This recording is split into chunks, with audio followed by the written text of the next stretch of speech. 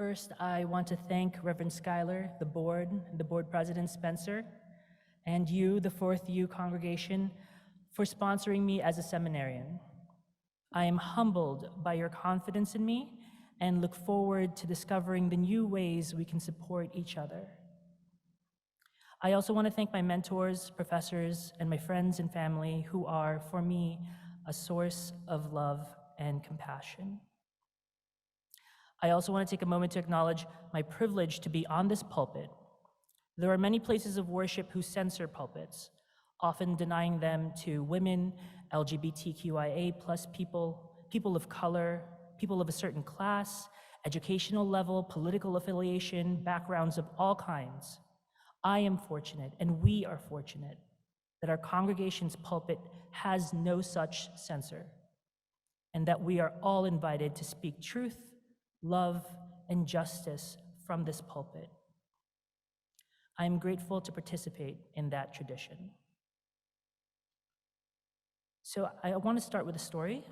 This story is the story of the people of Mactan, who once inhabited a neighboring island near what is now modern-day Cebu in the island nation of the Philippines. The people of the archipelago at the time possessed a thriving economy, situated in a large trade route in Asia. The influences from other parts of Asia were present in the culture and in an animism practice called Batala, which is closely related to another spiritual practice that exists today called Anito. The spiritual belief system revered ancestors that have passed and believed that the divine was in everything and that everything was in fact divine. The people of Mactan were led by a datu, which is equivalent to a chief named Si Lapu-Lapu. On April 27th, 1527, Ferdinand Magellan, in service to the Spanish Empire, led 60 heavily armored men and 30 warboats from the island now known as Cebu to the Mactan shores, but they were unable to land because of the coral that lined the coast of Mactan. Magellan, according to the oral tradition, offered not to attack if Datu Lapu-Lapu swore allegiance to the Spanish king. Datu Lapu-Lapu ignored his request. And that's when Magellan took his men on smaller boats and went to the shore to burn down their homes. Enraged by this act of aggression, Datu Lapu-Lapu had a defensive attack that killed many of Magellan's men and killed Magellan himself with a poisoned spear.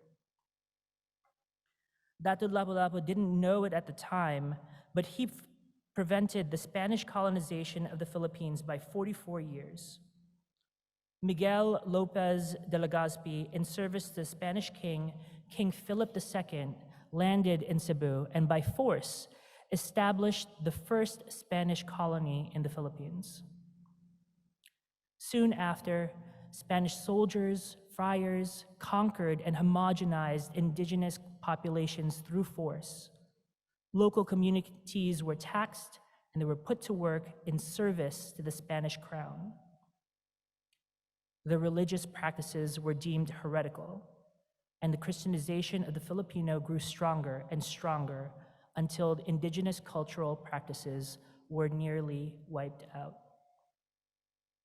Now, this story should sound more and more familiar. The Aboriginal Australians in Oceania, the Juma of Bangladesh, the Armenian genocide during World War I, the Mesoamerican Aztecs, the Cree, the Inuit, the Lenape, the Taino, the biblical Israelites, the Palestinian people, and so many more. Too many to list. The atrocities that happened in this nation's history is not new or unique. The acquisition of resources, the fight for power, it is a story as old as history, and yet we have not learned from it. The second story is usually one that is half told. In the 1880s, the elite class of the Philippines were able to send their sons to be educated, and from that, a man by the name of Jose Rizal, advocated for political reform in opposition to Spanish rule. And so he was captured, arrested, and executed. That lit the fire of the Philippine Revolution. Organized revolts erupted everywhere until finally it led to a truce struck by Emilio Aguinaldo, leader of the rebel forces.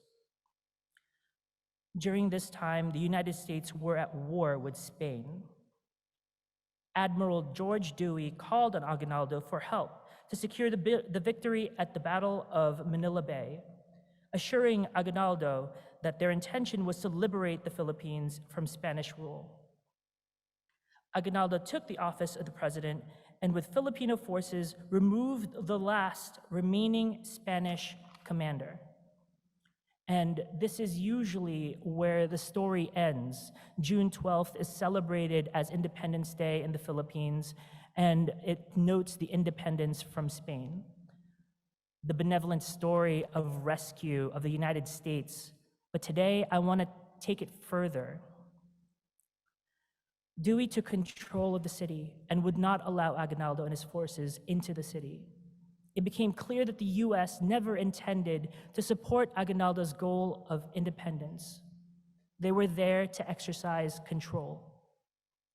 This was the beginning of the Filipino-American War, known here as the Philippine Insurrection.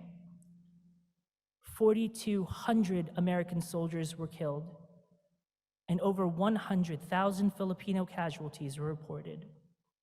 However, estimates that include limited access to resources like healthcare and clean water places the total loss to be over 1 million Filipinos. Americans committed atrocities like rape, murder, torture, scorched earth campaigns, as well as placing Filipinos in concentration camps. These atrocities were racially motivated and even sparked outrage and anti-imperialist criticism here in the United States. Aguinaldo was captured in 1901 and appealed for Filipinos to accept US sovereignty. US sovereignty, an empire acting like a democracy. What resulted was a period of open trade from the Philippines, free of tariffs to the US market, displacing the Philippines of its resources, and in exchange for cooperation, independence and self-governance was dangled like a carrot on a stick in front of the working class Filipinos for decades, ever present, but out of reach. This was used to manipulate the political and economic agendas set forth by the United States. American imperialism is a danger to all people. Indigenous people suffer the most from American imperialism because they continue to endure direct violence, discrimination, and oppression. Land is stolen and continues to be stolen to this day, with restructuring shrinking Native American reservations to build pipelines and for mining and for hydrofracking. Outside of the United States, aggressive militarism is a foundation for US imperialism. The military carry out operations to gain more control over the world. They force elected governments out of power, which are replaced by puppet regimes that will ensure US interests are protected. Justifications for these operations are usually disguised as human rights violations or perceived threats to national security. But these claims are often baseless and used as tools for justifying intervention in the affairs of other countries. 235 years since the United States' independence from Great Britain, and the American empire is still expanding, still displacing brown people and pushing them to the margins of society. And when the people of the United States displaces through imperialism show up at our southern borders for asylum, we deny them, often separating them from their families first in detention centers that are unfit for human habitation. The United States of America is a mafia run by plutocrats and oligarchs with corporate interests who holds capitalism as their highest value. And there is a cost to this. Human lives, indigenous lives, lives we are committed to protect and advocate for. So where are we in this equation? Our desire towards justice, love, and freedom must be what sustains us as a community. Our commitment to dismantling systems of white supremacy and injustice everywhere should bring us back to our home base, our shared goal we all possess to fight a common evil.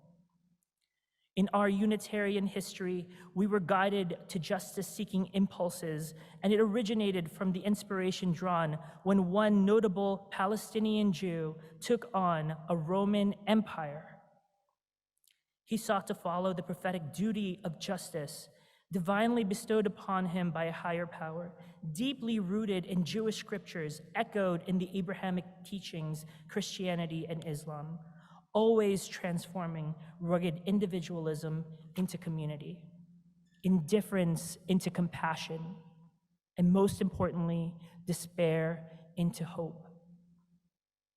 We must continue to be feminists in order to protect Indigenous lives. We must continue to be allies to our LGBTQIA siblings in order to protect Indigenous lives. We must be climate activists, environmentalists, advocates for healthcare, anti-racists in order to protect Indigenous lives. And we must also be anti-imperialists. Amen. Mabuhay kayo lahat, and blessed be.